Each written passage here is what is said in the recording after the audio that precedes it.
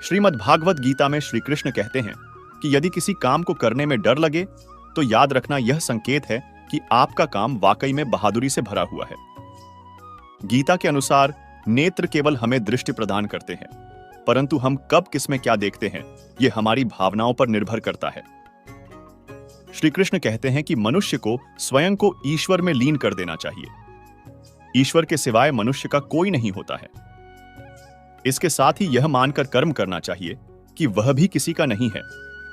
भोग से मिलने वाला सुख क्षणिक होता है, जबकि त्याग में स्थायी आनंद मिलता है। श्री कृष्ण कहते हैं कि सत्संग ईश्वर की कृपा से मिलता है, परंतु कुसंगति में भी मनुष्य अपने कर्मों से जाता है। गीता के अनुसार जीत और हार आपकी सोच पर निर्भर करती है। मान लो तो हार होगी और ठान लो तो जीत होगी। कौरवों से जुए में हारने के बाद पांडवों को 12 साल का वनवास और 1 वर्ष का अज्ञातवास हुआ था। 12 साल का समय समाप्त होने में कुछ समय शेष रह गया था। तत्पश्चात अज्ञातवास का आरंभ होना था। 5 पांडव द्रौपदी के साथ जंगल में छुपने का स्थान ढूंढ रहे थे। तभी शनिदेव की नजर इन सब पर गई। शनिदेव को इनकी परीक्षा लेने का विचार आया। उन्होंने सोचा, देखा जाए इन सब में सबसे समझदार कौन है। शनिदेव ने अपनी माया से जंगल में सुंदर महल का निर्माण किया। उस महल के चारों कोने पूर्व, पश्चिम, उत्तर और दक्षिण किसी को भी हैरान करने वाले थे। महल को देखते ही भीम का मन इस महल को देखने के लिए उत्सुक हो उठा और वे इस महल के अंदर जाने लगे। तभी दरबान बने शनिदेव ने उन्हें रोक लिया और कहा, आप तभी इसके अंदर जा सकते हैं जब आप मेरी सारी शर्तों को पूरा करेंगे। पहली शर्त, महल के चारों कोनों में से आप एक ही कोना देख सकते हैं। दूसरी शर्त, महल में जो देखोगे उसकी सार सहित व्याख्या करनी होगी और अगर व्याख्या नहीं कर सके तो कैद कर लिए जाओगे। सारी शर्तें भीम ने स्वीकार कर ली और अंदर चले गए। अंदर पहुंचकर उन्होंने 3 कुएं देखे। इसमें एक सबसे बड़ा था और 2 छोटे कुएं थे। जब बड़े कुएं का पानी उछलता था तो बराबर के दोनों कुएं भर जाते थे, लेकिन जब छोटे कुएं में पानी उछलता तो बड़े कुएं का पानी आधा ही रह जाता। जैसे ही भीम बाहर निकलने लगे तब दरबान ने कुओं का मतलब पूछा तो भीम नहीं बता पाए। शनिदेव की शर्त के मुताबिक उन्हें बंदी बना लिया गया। उसके बाद अर्जुन इस महल में गए तब दरबान ने उन्हें भी सारी शर्त बता दी। आगे जाकर अर्जुन ने देखा एक खेत में 2 फसल उग रही थी। एक तरफ बाजरे की फसल, दूसरी तरफ मक्की की फसल। बाजरे के पौधे से मक्की निकल रही थी और मक्के के पौधे से बाजरा निकल रहा था। अर्जुन को यह अजीब लगा, कुछ समझ नहीं आया। शर्त के मुताबिक वह भी जवाब न दे पाए और उन्हें भी बंदी बना लिया गया। इसी तरह नकुल और सहदेव को भी जवाब न दे पाने के चलते शनिदेव उन्हें भी बंदी बना लेते हैं। जब चारों में से कोई भी वापस न आया तो युधिष्ठिर उन सबको देखने के लिए पहुंचे। युधिष्ठिर ने दरबान से अपने भाइयों के बारे में पूछा तो शनिदेव ने बताया कि वह सभी उनकी शर्तों को पूरी न कर सके, इसलिए सभी बंदी हैं। तब युधिष्ठिर ने उन सब की मदद करने की सोची। सबसे पहले भीम के सवाल का जवाब दिया गया। भीम के कुएं के दृश्य के बारे में युधिष्ठिर ने बताया कि इसका अर्थ है कि कलयुग में एक पिता 2 बेटों का पेट तो भर देगा, लेकिन 2 बेटे अपने एक पिता का पेट नहीं भर पाएंगे। अर्जुन के दृश्य का जवाब कुछ इस तरह था कि कलयुग में विवाह के लिए जात पात का भेद नहीं किया जाएगा। लोग अपने कुल की मर्यादा को त्याग कर किसी भी कुल में विवाह करने लगेंगे। युधिष्ठिर ने नकुल के देखे हुए दृश्य, यानी कि जब गायों को भूख लगती है तो वह अपनी बछिया का दूध पीती हैं, का अर्थ बताया कि कलयुग में माताएं अपनी बेटियों के घर में पलेगी, बेटी का दाना खाएगी और बेटे सेवा नहीं करेंगे। सहदेव ने एक चांदी के सिक्के पर सोने की विशाल शिला को टिके हुए देखा था। युधिष्ठिर ने इसका अर्थ बताया कि कलयुग में पाप धर्म को दबाता रहेगा, परंतु धर्म फिर भी जिंदा रहेगा, खत्म नहीं होगा। इसके बाद चारों भाई वहां से मुक्त हो गए और शनिदेव की इस परीक्षा में युधिष्ठिर सफल हुए। कथा के अनुसार ये सब चीजें आज के समय में घटित हो रही है। पांडवों को जब अज्ञातवास मिला तो वो सब गहन वन में मिले। गहन वन में पहुंचकर पांडव आगे के कार्यक्रम पर विचार करने लगे। सभी ने तय किया कि मत्स्य देश में राजा विराट के विराट नगर में जाकर रहना ठीक होगा। वह नगर बहुत ही सुंदर और समृद्ध है। मत्स्य देश का राजा विराट शक्ति संपन्न है और दुर्योधन का विरोधी भी है। उसके यहां छिपकर छद्म वेश में रहा जा सकता है। परस्पर तय करके सभी विराट नगर पहुंचे और सभी ने अपने अपने अनुसार अपना छद्म रूप धारण कर लिया। युधिष्ठिर ने सन्यासी का वेश बनाया और कंक नाम से राजा के पास पहुंचा। युधिष्ठिर ने कहा, राजन, मेरा नाम कंक है, मैं ज्योतिषी हूं, वेद वेदांगों का मुझे ज्ञान है, मैं युधिष्ठिर का मित्र रह चुका हूं और चौपड़ खेलने में माहिर हूं, मैं आपकी सेवा में आना चाहता हूं। विराट ने उसे अपनी सेवा में रख लिया। इसी प्रकार भीम विराट के रसोइया बल्लभ बन गए और अर्जुन बृहन्नला के स्त्री रूप में रणवास की स्त्रियों को नाच गाना सिखाने लगे। विशेषकर विराट की कन्या उत्तरा को द्रौपदी सैरंध्री के नाम से विराट की पत्नी सुदेशना की दासी बन गई। नकुल ग्रंथिक के रूप में राजा की अश्वशाला में घोड़ों की नस्ल सुधारने के काम पर लग गए और सहदेव तंतिपाल नामक ग्वाला बनकर गाय बैलों की देखभाल के काम पर राजा की गौशाला को संभालने लगे। राजा की सेवा में जाने से पहले पांडवों ने अपने अस्त्र शस्त्र नगर के बाहर एक शमी वृक्ष पर छिपाकर रख दिए थे। सारा काम बहुत सफाई से निबट गया था। किसी को जरा भी शक नहीं हो सका था कि वे पांचों कुरुवंश के महानायक हैं और द्रौपदी पांचाल नरेश की पुत्री है। समय आराम से कट रहा था, परंतु बीच बीच में व्यवधान हो जाते थे। रानी सुदेशना का भाई कीचक बहुत ही बलिष्ठ और वीर था। मत्स्य देश की सेना का वही नायक था। कीचक की धाक दूर दूर तक फैली हुई थी। इसी से वह अत्यंत अहंकारी और चरित्रहीन था। वनवास में एक दिन उसकी दृष्टि सैरंध्री बनी द्रौपदी पर गई तो वह उसे पाने के लिए लालायित हो उठा। उसने कई बार उसके साथ छेड़छाड़ करने की कोशिश की तो द्रौपदी कुंठित हो उठी, परंतु संकोच के कारण वह किसी से कुछ नहीं कह सकी। अपनी इच्छा पूर्ति के लिए पहले कीचक ने अपनी बहन सुदेशना का सहारा लिया, पर कामयाब नहीं हो सका। जब उसने सैरंध्री को ज्यादा परेशान किया तो उसने अपने मन की व्यथा भीम को बताई। भीम ने उसे चालाकी से नृत्यशाला में बुलाने के लिए कहा। सैरंध्री ने उसे रात्रि में मिलने के लिए नृत्यशाला में बुलाया। कीचक सज धज कर रात्रि में नृत्यशाला में पहुंचा। वहां भीम ने उसे पकड़ लिया। दोनों में मल्लयुद्ध हुआ। कीचक भी कम बलवान नहीं था, परंतु अंत में भीम ने कीचक को मार डाला और उसका शव नृत्यशाला में फेंक कर चला गया। कीचक वध का समाचार सुबह होते ही सारे राज्य में जंगल की आग की भांति फैल गई। उसे किसने मारा, यह पता नहीं चल सका। रानी सुदेशना को शक अवश्य हुआ कि सैरंध्री के गंधर्व पति ने कीचक की हत्या की है। कीचक वध की खबर हस्तिनापुर पहुंची तो दुर्योधन को शक हुआ कि कीचक जैसे बलशाली सेनानायक की हत्या या तो बलराम कर सकते हैं या फिर भीम। पांडवों के 12 वर्ष का वनवास पूरा होने के बाद से ही दुर्योधन अपने गुप्तचरों से उनकी खोज करा रहा था, ताकि अज्ञातवास में उन्हें खोजकर फिर से 12 वर्ष के लिए वन में भेजा जा सके, परंतु वह सफल नहीं हो रहा था। कीचक वध से उसे आशा बंधी कि हो न हो यह भीम का ही काम है, क्योंकि बलराम का कीचक से कोई बैर भाव नहीं था। कर्ण और शकुनी से परामर्श करके दुर्योधन विराट नगर पर आक्रमण करने चला गया। वहां पहुंचकर उसके अनुचरों ने विराट की हजारों गायों का अपहरण कर लिया और उन्हें हस्तिनापुर ले जाने लगा। इस प्रकार विराट से युद्ध करने का यह खुला निमंत्रण था। सारे ग्वाले विराट के पुत्र उत्तर के पास पहुंचकर दुहाई देने लगे। हस्तिनापुर की विराट सेना का समाचार सुनकर राजकुमार उत्तर घबरा गया। वह उससे युद्ध करना नहीं चाहता था, परंतु द्रौपदी के समझाने पर वह बृहन्नला को अपना सारथी बनाकर रणक्षेत्र में जा पहुंचा। किंतु रणक्षेत्र में कौरवों की सेना देखकर उसके छक्के छूट गए। वह रणक्षेत्र छोड़कर भागने लगा। तब बृहन्नला ने उसे समझाया और श्मशान में शमी वृक्ष के पास पहुंचे। वहां शमी वृक्ष से उन्होंने अपने अस्त्र शस्त्र उतारे। उन्हें देखकर उत्तर चौंका। तब बृहन्नला ने उसे अपना और अपने भाइयों का परिचय दिया। राजकुमार उत्तर अर्जुन के पैरों में गिर गया। अर्जुन ने उससे रथ हाँकने के लिए कहा और उसे हिम्मत बंधाई। रणक्षेत्र में पहुंचकर अर्जुन ने अपने गांडीव धनुष की टंकार की और देवदत्त नामक शंख बजाकर युद्ध का बिगुल बजा दिया। अर्जुन के धनुष की टंकार सुनकर कौरव सेना में खलबली मच गई। सैनिक थर्रा उठे। देखते ही देखते अर्जुन की भयानक बाण वर्षा ने कौरव सेना को तितर बितर कर दिया। उसने गायों के झुंड को आजाद करा लिया। ग्वालों को गायें विराट नगर की ओर ले जाने की आज्ञा का देकर अर्जुन दुर्योधन का पीछा करने लगे। भयानक युद्ध हुआ। अंत में कौरव सेना भाग गई। युद्ध से लौटते हुए अर्जुन ने राजकुमार उत्तर से कहा, राजकुमार उत्तर, अपना रथ नगर की ओर ले चलो। शत्रु भाग गया है। इस विजय का श्रेय तुम्हें ही मिलना चाहिए। उत्तर के मना करने पर अर्जुन ने उसे समझा दिया और अपने अस्त्र शस्त्र फिर से शमी वृक्ष पर रखकर बृहन्नला का वेश बना लिया। विराट नगर पहुंचकर राजकुमार उत्तर की जय जयकार हुई, किंतु विराट का मन चिंतित हो उठा।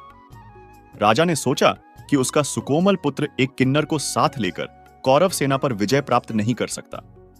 अंत में राजकुमार उत्तर ने अपने पिता की चिंता को दूर किया और पांडवों का असली परिचय दिया। पांडवों का परिचय पाकर राजा विराट प्रसन्न भी हुआ और शर्मिंदा भी कि उसने उन्हें एक साधारण अनुचर समझकर अपने यहां रखा। उसने पांडवों से क्षमा मांगी। पांडवों ने उसे अपने अज्ञातवास की बात बताकर उसकी शर्मिंदगी को दूर किया।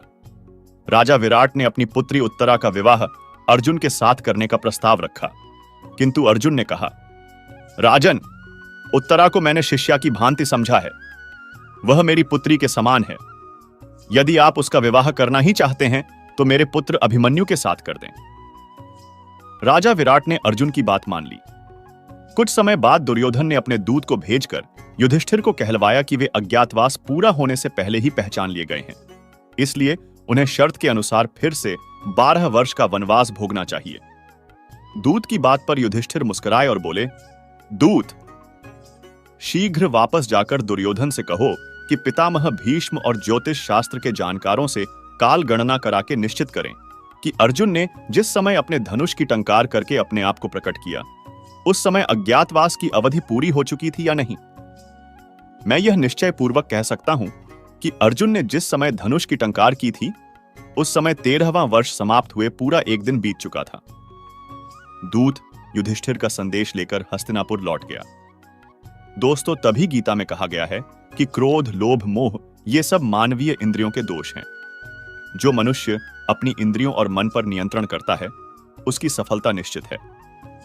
श्रीमद् भगवद गीता के अनुसार भगवान श्री कृष्ण कहते हैं कि कभी भी किसी काम को टालना नहीं चाहिए। निश्चित समय पर अपना काम पूरा कर लेना चाहिए। अगर कोई व्यक्ति ऐसा करता है तो वो हमेशा सफलता को प्राप्त करता है। वहीं अगर आप हमेशा अपने कर्म से भागते रहेंगे तो भी आप जीवन में सफलता हासिल नहीं कर पाएंगे। गीता में कहा गया है कि यदि व्यक्ति का कर्म सही दिशा में हो तो वह बड़ी से बड़ी मुश्किल का सामना भी आसानी से कर लेता है और कभी उसे असफलता का सामना नहीं करना होता है। भगवद गीता में भगवान श्री कृष्ण कहते हैं कि जरूरी नहीं है कि हर व्यक्ति हर काम में माहिर हो या वो सभी कार्यों को सही तरीका से कर सकते हैं। इसलिए अपनी शक्ति पहचानें और उसी काम को करने का प्रयास करें जिसमें आप अच्छे हैं। इससे भी आपकी सफलता निश्चित है। भगवान श्री कृष्ण कहते हैं कि डर लगने में कोई बुराई नहीं है, लेकिन उस डर को कभी भी खुद पर हावी न होने दें। खुद पर काबू रखकर ही सफलता को पाना संभव है। व्यक्ति का मस्तिष्क तभी तक उसका मित्र है जब तक वह उसके नियंत्रण में है। जब आपका दिमाग आपके नियंत्रण से बाहर हो जाता है तो वही उसका सबसे बड़ा शत्रु भी बन जाता है। इसीलिए जब तक आप सही है और जीवन में कोई गलती नहीं करते हैं तो आप किसी से बिल्कुल भी न डरे। भगवान गीता के अनुसार किसी भी व्यक्ति को खुद से बेहतर कोई नहीं जान सकता, इसलिए स्वयं का आकलन करना बेहद जरूरी है। हम लोगों को हमेशा लगता है कि वो काम नहीं कर सकते हैं जो कोई दूसरा करता है। गीता के अनुसार जो भी व्यक्ति अपने गुणों और कमियों को जान लेता है वह अपने व्यक्तित्व का निर्माण करके हर काम में सफलता प्राप्त कर सकता है। श्री कृष्ण कहते हैं कि कई बार हमारा मन ही हमारे दुखों का कारण बन जाता है। गीता के अनुसार जिस व्यक्ति ने अपने मन पर काबू पा लिया, उसे नियंत्रण करने की कला सीख लिया है, तो वह मन पर काबू पा लिया, उसे नियंत्रण करने की कला सीख लिया है, तो वह मन में पैदा होने वाली बेकार की चिंताओं और इच्छाओं से भी दूर रहता है। इसके साथ ही व्यक्ति को अपने लक्ष्य को भी आसानी से प्राप्त कर लेता है। कहा जाता है, मनुष्य का पतन का मुख्य कारण क्रोध ही होता है। क्रोध में कोई भी व्यक्ति खुद पर नियंत्रण खो बैठता है और आवेश में आकर गलत कार्य भी कर देता है। कभी कभी गुस्से में व्यक्ति खुद का अहित कर बैठता है। इसलिए क्रोध को खुद पर हावी नहीं होने देना चाहिए। गीता में श्री कृष्ण ने बताया है कि यदि गुस्सा आए तो स्वयं को शांत रखने का प्रयास करें। गीता में श्री कृष्ण के उपदेश के अनुसार मनुष्य को फल की इच्छा छोड़कर कर्म पर ध्यान देना चाहिए, क्योंकि मनुष्य जैसा कर्म करता है उसे फल भी उसी के अनुरूप मिलता है। इसीलिए कर्मयोगी को कभी भी फल की चिंता नहीं करनी चाहिए। गीता के अनुसार व्यक्ति को संदेह या संशय की स्थिति में नहीं रहना चाहिए।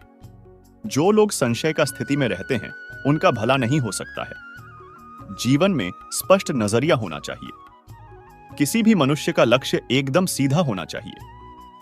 भगवान कृष्ण ने अर्जुन को बताया था कि मनुष्य का सबसे बड़ा दुश्मन उसका गुस्सा होता है। गुस्से में मनुष्य की बुद्धि काम करना बंद कर देती है और वह यह समझ ही नहीं पाता कि वह क्या कर रहा है। ऐसे में वह अपनी खुद की हानि कर लेता है। इसलिए अपने गुस्से पर नियंत्रण रखना बहुत जरूरी है।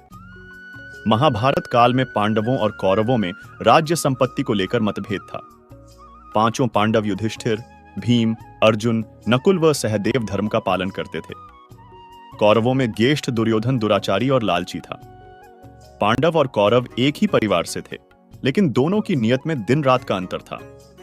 पांडु की मृत्यु के बाद धृतराष्ट्र अपने ज्येष्ठ पुत्र दुर्योधन को राजा बनाना चाहता था। दुर्योधन का मामा शकुनी कौरवों को पांडवों के खिलाफ भड़काता रहता था। पुराणों के अनुसार भगवान श्री कृष्ण को कौरव और पांडवों के भविष्य के बारे में सब पता था। वे चाहते थे कि युद्ध ना हो, इसलिए श्री कृष्ण स्वयं 3 बार शांति दूत बनकर आए और कौरव पांडवों के बीच सुलह करानी चाहिए, किंतु दुर्योधन नहीं माना। तब श्री कृष्ण ने कहा कि तुम पांडवों को आधा राज्य दे दो और दोनों शांतिपूर्वक रहो, लेकिन दुर्योधन नहीं माना। तब पांडवों ने कहा कि हमें राज्य की लालसा नहीं है, हमें केवल 5 गांव दिलवा दीजिए और पूरा राज्य चाहे दुर्योधन को दे दीजिए। लेकिन दुर्योधन ने साफ इनकार कर दिया और कहा कि 5 गांव तो क्या, वह सुई की नोक जितनी जगह भी नहीं देगा। दुर्योधन ने पांडवों से कहा कि अगर तुम्हें 5 गांव चाहिए तो कुरुक्षेत्र में आकर हमसे युद्ध करना होगा, हमें पराजित करके राज्य हासिल करना होगा। तब दोनों पक्षों में युद्ध का आगाज हुआ। भगवान श्री कृष्ण अर्जुन के रथ के सारथी बने थे। तब युद्ध भूमि में अर्जुन ने देखा कि उनके विपक्ष में उन्हीं का परिवार सामने है, उन्हीं के गुरु भाई बंधु हैं। इसलिए वह बोले कि यह तो अधर्म है, मैं अपने ही परिवार के साथ राज्य के लिए कैसे युद्ध कर सकता हूं।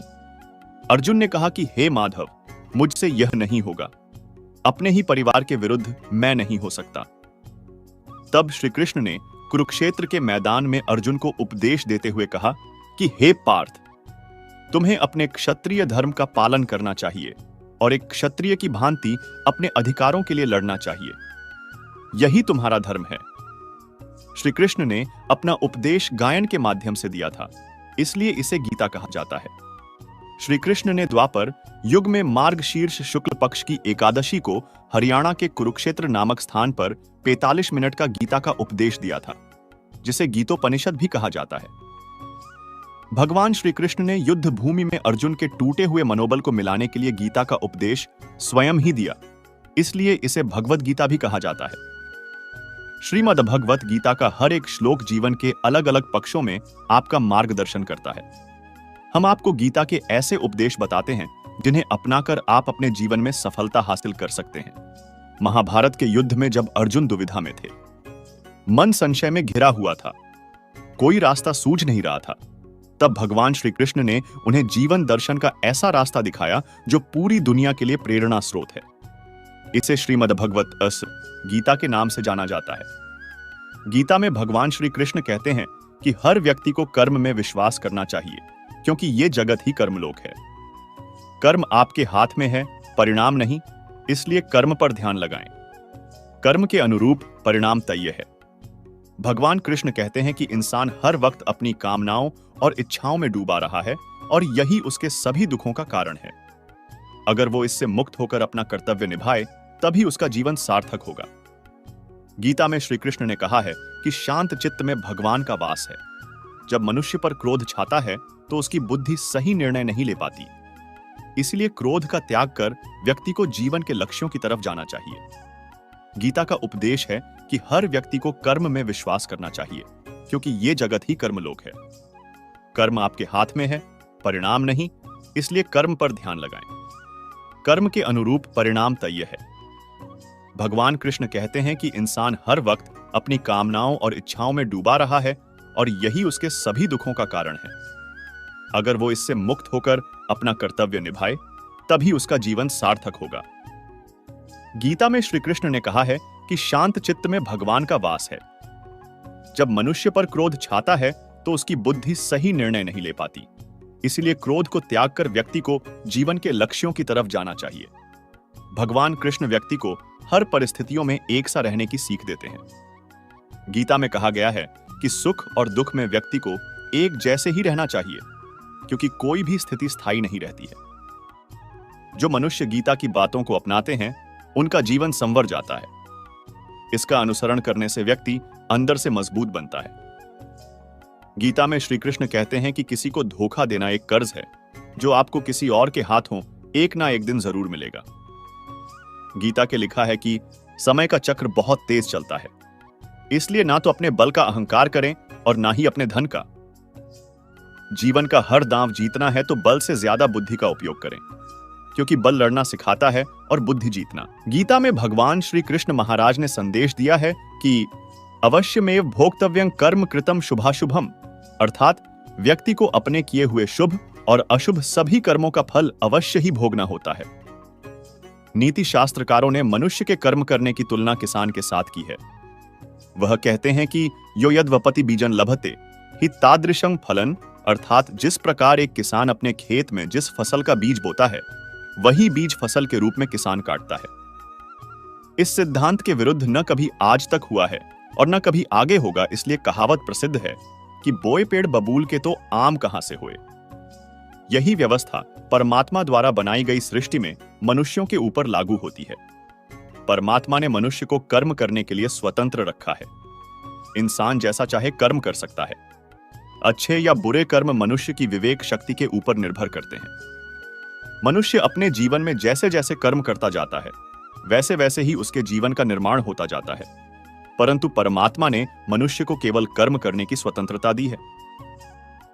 कर्म फल व्यवस्था परमात्मा के अधीन है। जैसे कर्म किए हैं, वैसा ही फल मिलेगा। यह निश्चित है, क्योंकि परमात्मा न्यायकारी है। परमात्मा मनुष्य द्वारा किए जाने वाले प्रत्येक कर्मों को जानने वाला है। परमात्मा के आगे किसी की सिफारिश नहीं चलती। इस कलयुग में तो लोग रिश्वत देकर अपना काम निकालते हैं, लेकिन परमात्मा को कोई रिश्वत नहीं दे सकता। इसलिए परमात्मा को पूर्ण न्यायकारी कहा गया है।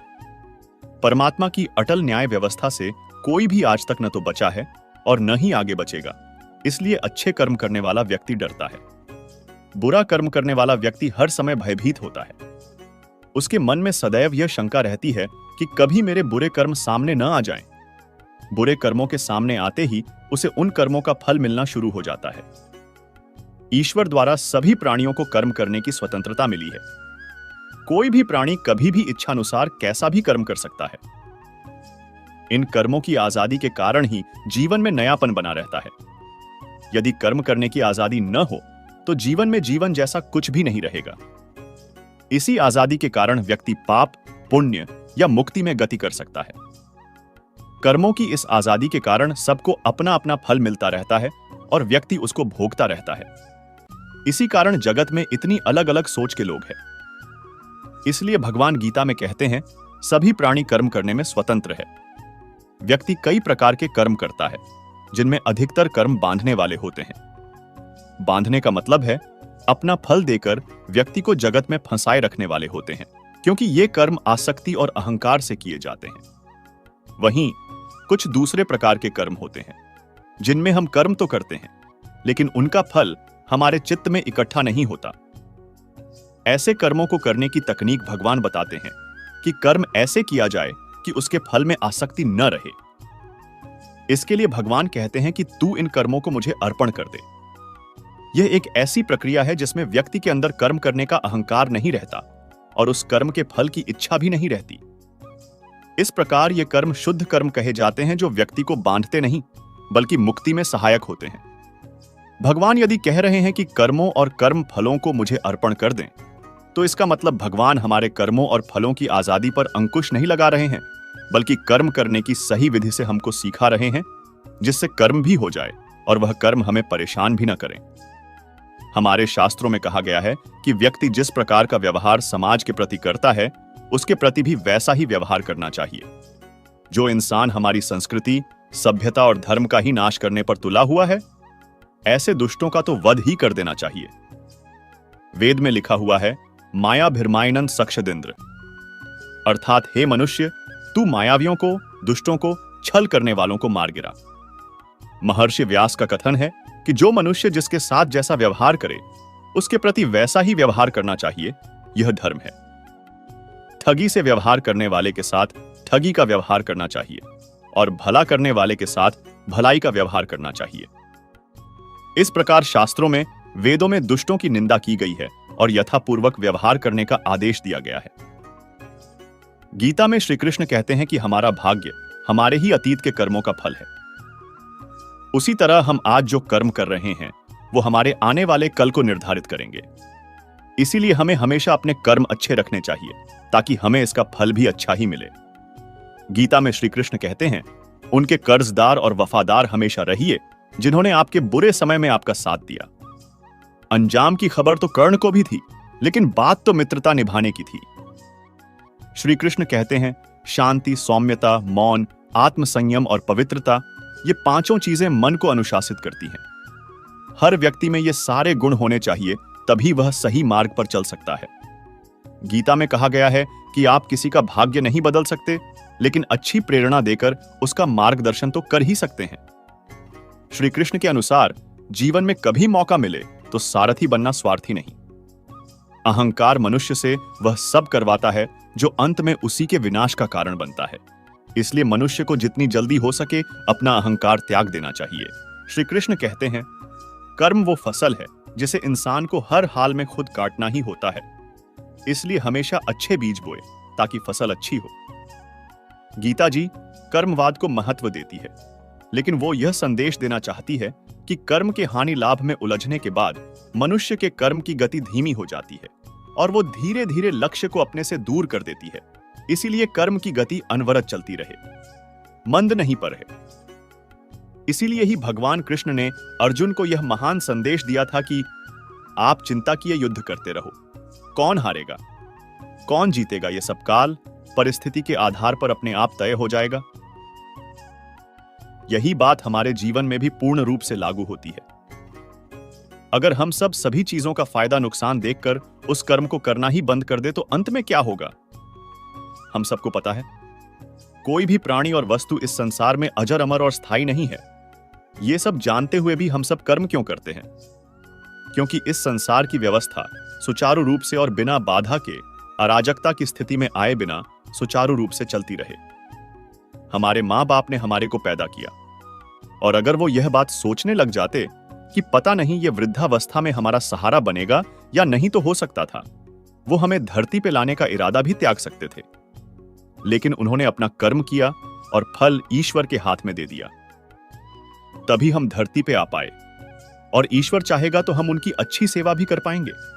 गीता के अनुसार पुनर्जन्म भी होता है। हम भूल जाते हैं, हम किसी भी योनि में जा सकते हैं जो भोग योनियां हैं। उनमें परेशान होने पर आत्महत्या तक का अधिकार नहीं होता है। एक बैल कितना भी परेशान हो जाए, वह अपनी मर्जी से मर भी नहीं सकता। जो भी किया है भोगना ही होगा। किसी ने बहुत अद्भुत बात कही है कि अगर आंखें सचमुच हमेशा के लिए बंद होने से पहले खुल जाएं, तो जिंदगी सुधर जाती है। दोस्तों, अगर हम कुछ कर्म ही नहीं करते तो हमारा जीवन ही व्यर्थ है, और हम मेहनत से काम करेंगे तो उसका फल जरूर मिलेगा। दोस्तों, मेहनत ही सफलता का शॉर्टकट है, कोई अन्य शॉर्टकट नहीं है। तुम्हें मेहनत करनी होगी, मेहनत करनी ही होगी। आपको ईमानदारी से प्रयास करने होंगे।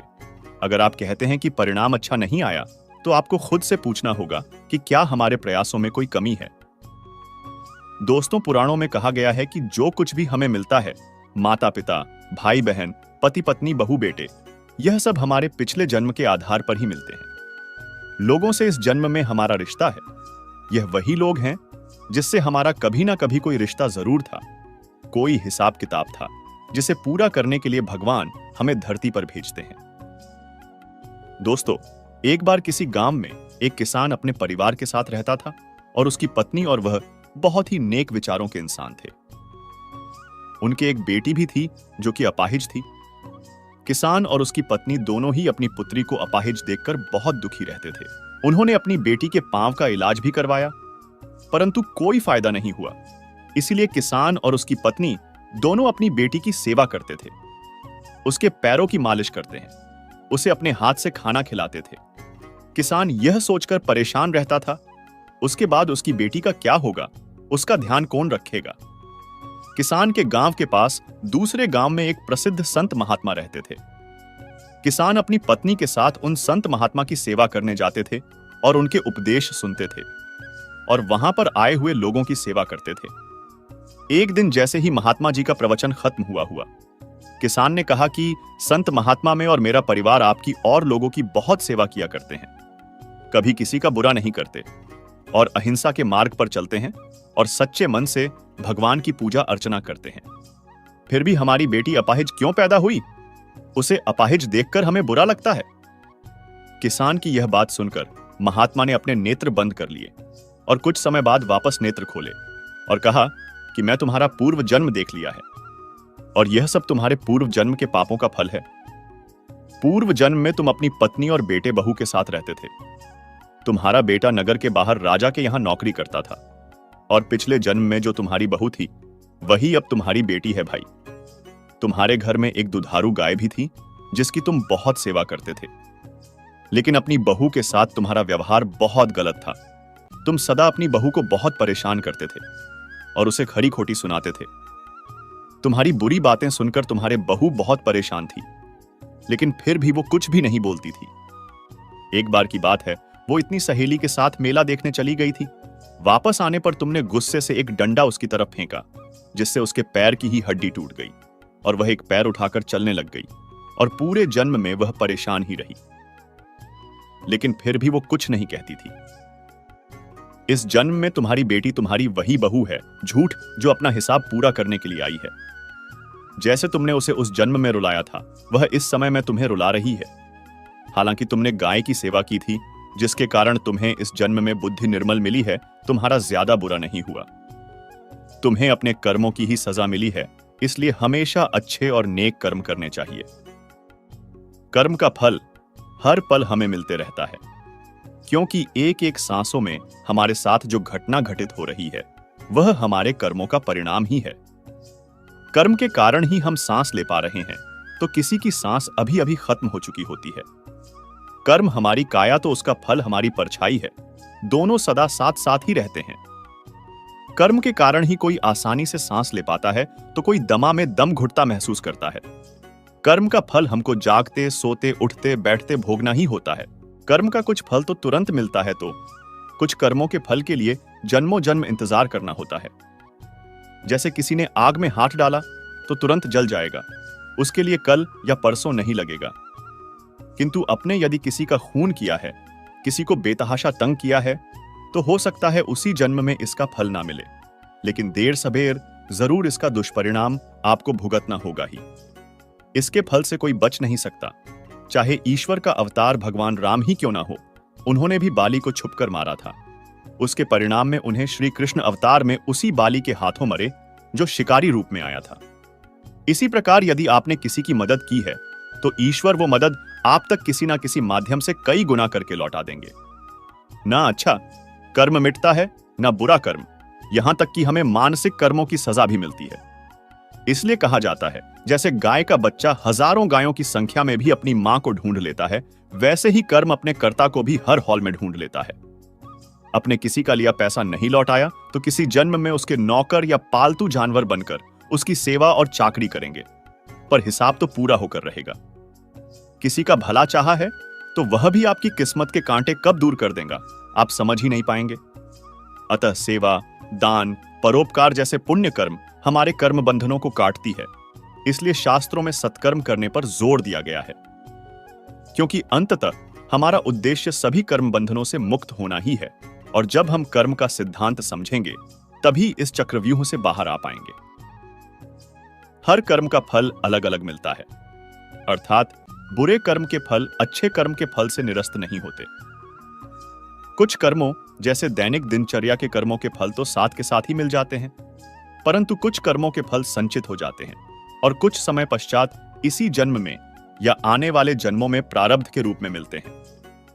वर्तमान में किए जा रहे कर्म क्रियमाण कर्म कहलाते हैं। ऐसे क्रियमाण कर्म जिनके फल साथ के साथ नहीं मिलते, वे संचित कर्म कहलाते हैं और संचित कर्म प्रारब्ध के रूप में विभिन्न योनियों में भोगे जाते हैं और क्रमशः निरस्त होते जाते हैं। सबसे अंत में जीव पुनः बचे हुए कर्मों को प्रारब्ध के रूप में लेकर मनुष्य योनि में आता है। अन्य योनियों और मनुष्य योनि में यह अंतर है कि जबकि अन्य योनियों में जैसे जैसे कर्म भोगे जाते हैं वे निरस्त होते जाते हैं, परंतु मनुष्य योनि में प्रारब्ध कर्म भोगे जाने पर निरस्त तो होते हैं, परंतु हर भोगे जाने वाला कर्म नए कर्म पैदा करता जाता है। दरअसल मनुष्य योनि में भोगे जाने वाला कर्म प्रारंभ में क्रियमाण कर्म होता है, जो फिर संचित और प्रारब्ध कर्मों का स्रोत बनता है। इस प्रकार यह चक्र युग युगांतरों तक चलता रहता है, जब तक जीव को मोक्ष की प्राप्ति नहीं हो जाती, अर्थात जब तक वह जन्म मरण के चक्र से छूट नहीं जाता। संक्षेप में मोक्ष का भी जिक्र कर लेते हैं, क्योंकि मोक्ष भी तो हमारे द्वारा किए जाने वाले कर्मों के तरीके पर निर्भर होता है। जब जीव मनुष्य के पाप और पुण्य दोनों प्रकार के कर्म फल शून्य हो जाते हैं, तो वह मोक्ष का सुपात्र बन जाता है। गीता में और ब्रह्म विद्या शास्त्र में कहा गया है कि जब हम कर्म निष्काम भाव से करते हैं तो हमें उन कर्मों के फलों को भोगना नहीं होता। इसका यह अर्थ निकलता है कि मनुष्य योनि में यदि हमारे प्रारब्ध के कर्मों को भोगने का तरीका निष्काम होगा तो प्रारब्ध के कर्म तो निरस्त हो जाएंगे, परंतु नए कर्म नहीं मिलेंगे, अर्थात न संचित होंगे और न ही नया प्रारब्ध बनेंगे। निष्काम कर्म अर्थात स्वयं को परमेश्वर का दास समझते हुए परमेश्वर के वचनों के अनुसार अपने कर्तव्य निभाना, परंतु उनके फल की इच्छा न रखना। गीता में भगवान कृष्ण का एक उपदेश बताता है कि मनुष्य को सदैव अभ्यास करते रहना चाहिए। अभ्यास करने से मनुष्य का जीवन आसान हो जाता है। ऐसे में यदि किसी व्यक्ति का मन अशांत है तो उसे नियंत्रित करने का अभ्यास ही सबसे अच्छा मार्ग है। सनातन धर्म में कई धार्मिक ग्रंथ हैं, जिनमें से एक है श्रीमद् भागवत गीता। इसमें लिखे भगवान कृष्ण के उपदेशों का आज भी लोग अनुसरण करें तो वे अपने जीवन में हर सफलता को प्राप्त कर सकते हैं। गीता में लिखे उपदेश हर उम्र के व्यक्ति के लिए लाभकारी हैं। गीता के अनुसार मनुष्य का सबसे बड़ा दुश्मन उसका गुस्सा होता है। हम सभी कौरवों और पांडवों के बीच हुए महाभारत के युद्ध के बारे में जानते हैं। इस युद्ध में भगवान कृष्ण अर्जुन के सारथी बने थे। जब अर्जुन के सामने अपने सगे भाई और गुरु युद्ध मैदान में आए तो अर्जुन उन्हें देखकर विचलित हो गए। भगवान कृष्ण ने अर्जुन को गीता उपदेश दिए। भगवान कृष्ण के इस युद्ध में अर्जुन को दिए उपदेश को गीता ज्ञान कहा जाता है, जिसे हिंदू धर्म में श्रीमद् भगवद गीता के नाम से भी जाना गया है। कुरुक्षेत्र के युद्ध में भगवान कृष्ण ने अर्जुन को बताया था कि मनुष्य का सबसे बड़ा दुश्मन उसका गुस्सा होता है। गुस्से में मनुष्य की बुद्धि काम करना बंद कर देती है और वह यह समझ ही नहीं पाता कि वह क्या कर रहा है। ऐसे में वह अपनी खुद की हानि कर लेता है। इसलिए अपने गुस्से पर नियंत्रण रखना बहुत जरूरी है। ऐसा माना जाता है कि इस पृथ्वी पर मन की गति सबसे तेज होती है, इसलिए हर व्यक्ति को अपने मन को नियंत्रण में रखना बहुत जरूरी है। बच्चों को भी यह सिखाना बहुत जरूरी है कि अपने मन पर सदैव काबू रखें। युद्ध में अर्जुन के विचलित हो जाने पर भगवान कृष्ण ने कहा था कि हर मनुष्य को कर्म करना चाहिए, फल की इच्छा नहीं करनी चाहिए। जैसा आपका कर्म होगा, ईश्वर आपको उसके अनुरूप ही फल देंगे। यदि आप कार्य के पहले ही परिणाम की अपेक्षा करेंगे तो आपका मन भ्रमित हो जाएगा और आप अपना कर्म ठीक से नहीं कर पाएंगे। गीता में भगवान कृष्ण का एक उपदेश बताता है कि मनुष्य को सदैव अभ्यास करते रहना चाहिए। अभ्यास करने से मनुष्य का जीवन आसान हो जाता है। ऐसे में यदि किसी व्यक्ति का मन अशांत है तो उसे नियंत्रित करने का अभ्यास ही सबसे अच्छा मार्ग है। हर व्यक्ति को सफल जीवन और किसी भी तरह की कठिनाइयों का सामना करने के लिए आत्म मंथन अवश्य करना चाहिए। आत्मज्ञान से व्यक्ति अपने अंदर के अज्ञान को समाप्त कर सकता है, साथ ही सही और गलत में भी पहचान कर सकता है। महाभारत युद्ध की शुरुआत एक खेल से हुई थी। यह खेल एक ऐसा छल था जिसमें पांडव अपना राजपाट, भाई, पत्नी सब कुछ हार गए थे। इस समय पांडवों ने खेल की शर्त को मानकर सब कुछ सह लिया, लेकिन अंदर ही अंदर बदले की आग में जल रहे थे। जब पांडव वन को जाने लगे तब विदुर ने जो धृतराष्ट्र से कहा वह आने वाले युद्ध के संकेत थे। इस समय द्रौपदी और पांडवों ने जो किया वह विनाश का सूचक था। जिस वक्त सभी पांडव द्रौपदी के साथ वन की ओर जाने के लिए धृतराष्ट्र से आज्ञा लेने आए थे, उस समय युधिष्ठिर ने अपनी आंखें मूंद ली थीं। विदुर ने धृतराष्ट्र से कहा कि इस समय युधिष्ठिर इतने क्रोध में हैं कि उनकी दृष्टि किसी पर हो जाए तो वह भस्म हो जाएगा। इसलिए ज्येष्ठ पांडुपुत्र ने आंखें बंद कर ली है। विदुर ने धृतराष्ट्र को बताया कि भीम भी इस वक्त बहुत ही क्रोध में है। इन्होंने अपनी शक्तिशाली भुजाओं को इस तरह फैला रखा है जैसे यह संकेत दे रहे हैं कि मैं कौरवों का विनाश कर दूंगा। द्रौपदी के अपमान के बाद से ही अर्जुन क्रोध में थे। वन जाते समय यह बहुत ही वेग से पैरों की चोट से धूल उड़ा रहे थे। विदुर ने बताया कि अर्जुन धूल उड़ाते हुए चल रहे हैं, जो इस बात का संकेत दे रहे हैं कि युद्ध में अपने बाण से सबको घूल में मिला दूंगा। नकुल सहदेव के तेवर भी कम नहीं थे। पांडवों में सबसे सुंदर नकुल और सबसे छोटे सहदेव ने अपने शरीर पर धूल मल लिया था ताकि उन्हें कोई पहचान ना सके। यह इस बात का संकेत था कि महाभारत के युद्ध में सभी को ऐसे धूल में मिलाकर रख देंगे कि कोई पहचान नहीं सकेगा। जुए में द्रौपदी को हार जाने के बाद जब दुशासन बालों से खींचकर द्रौपदी को सभा भवन में लेकर आए थे, उस समय ही द्रौपदी ने दुशासन से कहा था कि अब यह केश तब तक खुले रहेंगे जब तक तुम्हारी छाती का लहू इनमें मल नहीं लूंगी। वन जाते समय द्रौपदी ने सफेद वस्त्र धारण किया था। इन्होंने कहा कि 14 साल बाद जब लौटूंगी तब जिन लोगों ने मुझे अपमानित किया है उन सबकी पत्नियां अपने पतियों के शव पर रोएंगी और सफेद वस्त्र में हस्तिनापुर लौटेंगी। वन में श्री कृष्ण द्रौपदी से जब मिले तो उन्होंने भी द्रौपदी को इस बात का आश्वासन दिया। महाभारत युद्ध के बाद ऐसा ही हुआ। जब महाभारत युद्ध में कौरवों ने पांडवों के सारे पुत्रों का वध कर दिया था, तब उनका एकमात्र वंशधर अर्जुन के पुत्र अभिमन्यु की पत्नी उत्तरा के गर्भ में पल रहा था। पांडवों के पूरे वंश को खत्म करने के लिए कौरवों के साथ ही अश्वत्थामा ने उस गर्भस्थ बालक पर ब्रह्मास्त्र का प्रयोग कर दिया। तब भगवान श्री कृष्ण ने उत्तरा के गर्भ में प्रवेश कर उस बालक की ब्रह्मास्त्र से रक्षा की। इस दौरान बालक 10 महीनों तक अंगूठे के बराबर हुए भगवान श्री कृष्ण के दर्शन करता रहा। ब्रह्मास्त्र को विफल कर जन्म का समय आने पर भगवान वहां से अदृश्य हो गए, पर फिर भी ब्रह्मास्त्र का कुछ असर रहने पर वह बालक मृत समान पैदा हुआ। यह जानकर भगवान श्री कृष्ण प्रसूति का गृह में आए और उन्होंने उस शिशु को जीवित कर दिया। गर्भ में कठिन परीक्षा होने के कारण यही बालक परीक्षित के नाम से प्रसिद्ध हुए। महाभारत की कथा के अनुसार यही परीक्षित आगे चलकर राजा हुए। एक दिन शिकार करते हुए वह वन में भटक गए। भूख प्यास से व्याकुल वे ऋषि शमीक के आश्रम में पहुंच गए। ऋषि उस समय ध्यान में लीन थे। राजा ने उन्हें पुकारा तो भी ऋषि का उन पर ध्यान नहीं गया। राजा को लगा कि ऋषि शमीक ने जानबूझकर उनका अपमान किया है। गुस्से में एक मरे हुए सांप को तीर से उठाकर ऋषि के गले में डाल वे वहां से चले गए। पीछे से आए ऋषि शमीक के तेजस्वी पुत्र श्रृंगी ऋषि को इसका पता लगा तो उन्होंने राजा परीक्षित को 7 दिन में तक्षक नाग से काटे जाने का श्राप दे दिया। जब राजा परीक्षित को श्राप का पता चला तो उन्हें बहुत पछतावा हुआ। उन्होंने राज्य में आए शुकदेव मुनि से इसका उपाय पूछा। इस पर मुनि शुकदेव ने राजा परीक्षित की मुक्ति के लिए 7 दिन भागवत कथा सुनाई, जिसे सुन राजा परीक्षित भगवान की भक्ति में लीन हो गए। 7 दिन पूरे होते ही श्रृंगी ऋषि के श्राप के अनुसार तक्षक नाग ने चुपके से आकर परीक्षित को काट लिया, पर भगवान की भक्ति में लीन राजा परीक्षित को इसका पता तक नहीं चला। भागवत कथा के प्रभाव से उन्हें मुक्ति प्राप्त हो गई। मैं तो दोस्तों आप सोच सकते हैं कि भागवत कथा कितनी पवित्र किताब है। इसका श्रवण करने से मनुष्य के सभी पाप धुल जाते हैं और उसका कल्याण हो जाता है।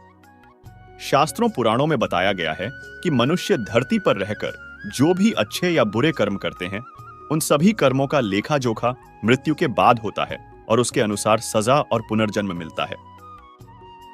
ईश्वर की दृष्टि में जो अच्छे कर्म यानी आपके काम होते हैं उसे पुण्य कहा जाता है और जो बुरे कर्म होते हैं उन्हें पाप कहा जाता है। पुराणों में कई अच्छे और बुरे कर्मों के बारे में बताया गया है। पुराण और कठोपनिषद में तो यह भी बताया गया है कि मनुष्य को अपने पाप कर्मों के कारण मृत्यु के बाद अलग अलग तरह के पापों के लिए कौन कौन सी अलग सजाएं दी जाती हैं। पुराण में उल्लेख मिलता है कि मनुष्य धरती पर जो कुछ भी पाप करता है, उन सभी पापों की अलग अलग सजा बारी बारी से मिलती है। यम के न्याय में किसी भी पाप की सजा से बचा नहीं जा सकता है। गरुड़ पुराण में बताया गया है कि परस्त्री पुरुष संबंध रखने वाले को लोहे के गर्म सलाखों को आलिंगन करवाया जाता है। जो पुरुष अपने गोत्र की स्त्री से संबंध बनाता है, उसे नर्क की यातना भोगकर शाही के रूप में जन्म लेना पड़ता है।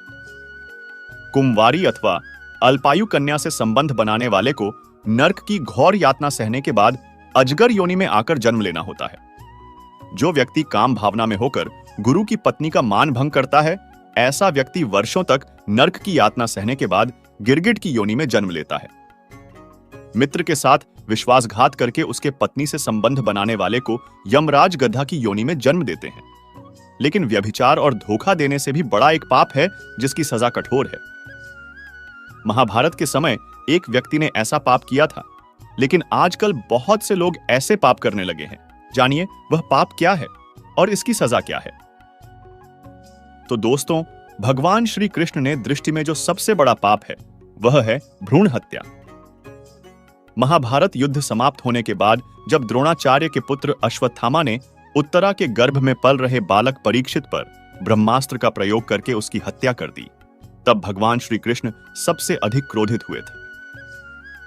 श्री कृष्ण ने उस समय ही यह घोषणा कर दी थी कि अश्वत्थामा का पाप सबसे बड़ा पाप है, क्योंकि उसने एक अजन्मे बालक की हत्या की थी। श्री कृष्ण ने इस पाप की सजा स्वयं अश्वत्थामा को दी थी। श्री कृष्ण ने अश्वत्थामा के सिर पर लगा चिंतामणि रत्न छीन लिया और शाप दिया कि तुमने जन्म तो देखा है, लेकिन मृत्यु को नहीं देख पाओगे। यानी जब तक सृष्टि रहेगी तुम धरती पर जीवित रहोगे और कष्ट प्राप्त करोगे। भ्रूण की हत्या करने वाले के लिए सबसे कठोर सजा निर्धारित है और ऐसे व्यक्ति को कई युगों तक इस सजा का दंड भुगतना पड़ता है। इसलिए जिंदगी में कभी भी गलती से पाप नहीं करने चाहिए। आज भी कितने ही लोग भगवत गीता का अनुसरण करके जीवन में व्याप्त कठिनाइयों से पार पाते हैं। गीता का पाठ करने से ज्ञान के साथ साथ मन की शांति भी प्राप्त होती है। गीता का पाठ रोजाना करने से जीवन की परेशानियों के हल मिल जाते हैं। यह भी मान्यता है कि गीता का पाठ करते समय हाथ में सूत्र यानी धागा बांधने से नकारात्मक शक्तियां दूर रहती हैं। तो दोस्तों, उम्मीद करता हूं कि आपको यह वीडियो जरूर पसंद आया होगा। तो हमारे वीडियो को लाइक जरूर करें और ऐसे ही वीडियो और पाने के लिए हमारे चैनल को सब्सक्राइब करें। धन्यवाद। जय श्री राधे कृष्णा। जय श्री।